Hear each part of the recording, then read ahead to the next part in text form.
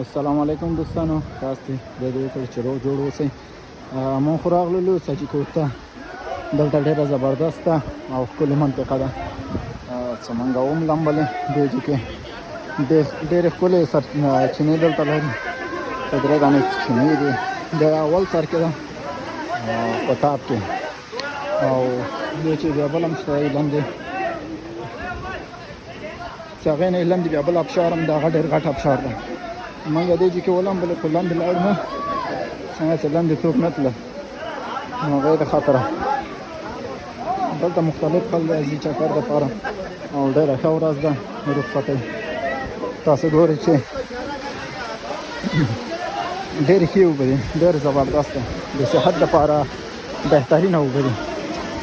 څوک چې نه شي لمبلی هلته پارک دي او څوک چې لمبلی شي د هغوی بعضې جاکټونه اچولي دي، بعضې همداسې پکې لاندې.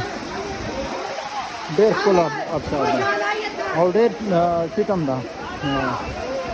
تاسو اوبه کتلی شئ چې ډېرې صفا پاکې اوبه دي.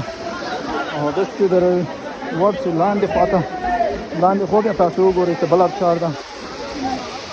هلته بیا دونه څوک نه ځي، موږ هم لاړو نه، خو موږ ملګري لاړو، بېرته راجګ شو. تاسو ګورئ ډېر زبردست علاقه ده. هر څوک غواړي دلته راشي چکر ته، نو په کمنټ کې ضرور وایي چې د دې ځای ادرس ورته ورکړم.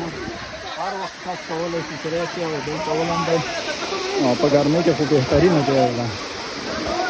تاسو ګورئ ډېره سبزه علاقه ده، ډېره ښکلې علاقه. هر طرف ته نظارې دي، ښکلاوې دي د الله تعالی قدرت د شان ده. د ګرمۍ کې دونه شنې علاقې، دونه زبردسته چینې د اوبو هغه هم صافې اوبه، ډېرې ښکلې اوبه دي. هغې غاړه موټر مونږ ګاډي چې دي هغې غاړه ته راولي دي، زیاتره کورونه هم شته وي هلته. د لاندې منطقه مختلف خلک راځي دلته او مختلف خلک دي.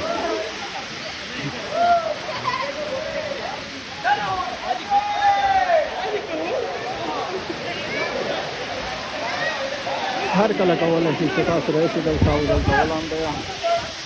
خو په یخ کې نه، څنګه چې یخ موسم کې دلته واورې پرتې او ډېره زیاته یخ بیا دلته، نو حتی تر دې پورې چې لارې هم بندې وي د دې کې.